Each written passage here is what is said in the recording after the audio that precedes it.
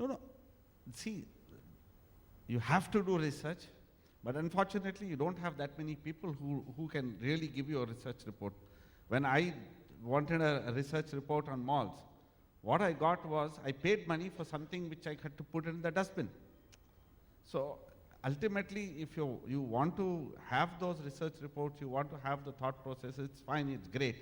But you should have the people who can produce those for you. I mean, it's just paying money for being told something that you already know, or being told which is totally useless, is of no use. So here would you say it is more of the entrepreneurial gut of the real estate developer? It's just not gut. I mean, you can't do, like you rightly said, you can't make huge investments only on gut. It's a combination of probably knowing the spaces, knowing the requirements. Simple things like today people have made malls in where there's no residential catchment itself. Now how does retail survive? It can't survive.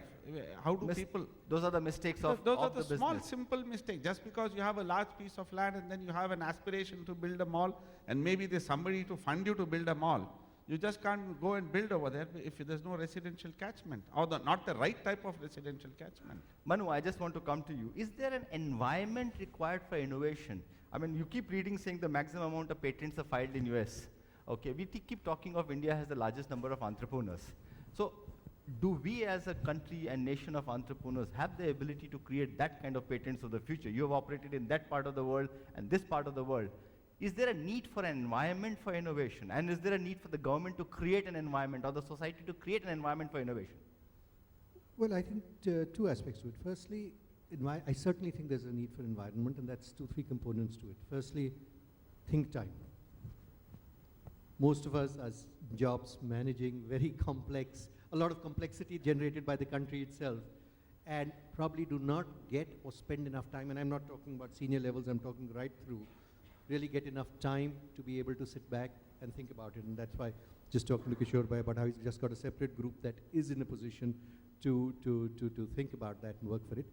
And second is, you've got to create environments, and there other organizations or some countries do it better, where it's actually encouraged, thoughts and ideas are generated and built up upon. Not, acha, you gave me a thought, here's an award, now go back and do business as usual. But trying to take that forward and let the persons who get those winning ideas and thoughts actually live with the project and work it up all the way through. So you talked about a separate group. Kishore has future ideas.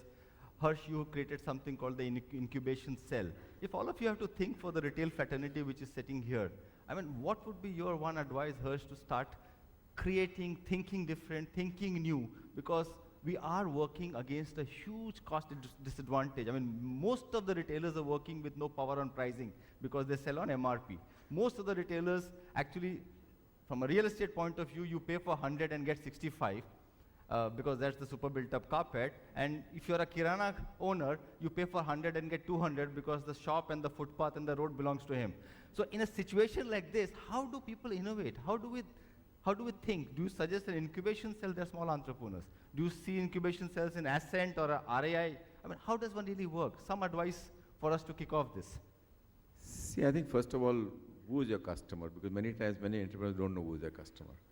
So I think first is identifying who is my current customer, who is my potential customer, and then what are the key insights? You need to go much deeper into what is the latent need which the customer himself is not realizing. Can I fulfill that need through some innovation? Now, I'm giving you a process, I don't have an answer, but I think depending on the business of retailing and what kind of segment one is in. But there are huge discontinuities happening in the environment on its own. So one is to look at outside in, which you said talked earlier. Another is separately based on insights, can you do offering, which is like what Kishore Bhai did about this Sasta Day and things like that.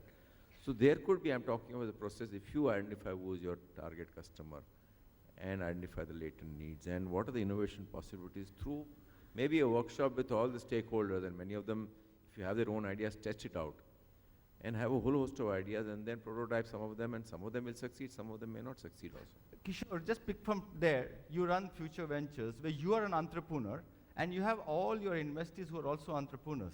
Tell me the behavioral difference between entrepreneur like you and those small entrepreneurs, because they are at a different stage. Maybe they are at a stage where you were 10 years back or 15 years back. I mean, in this situation, how do you spur them to innovate? Or do you see some limitations in the way they're innovative, they're thinking?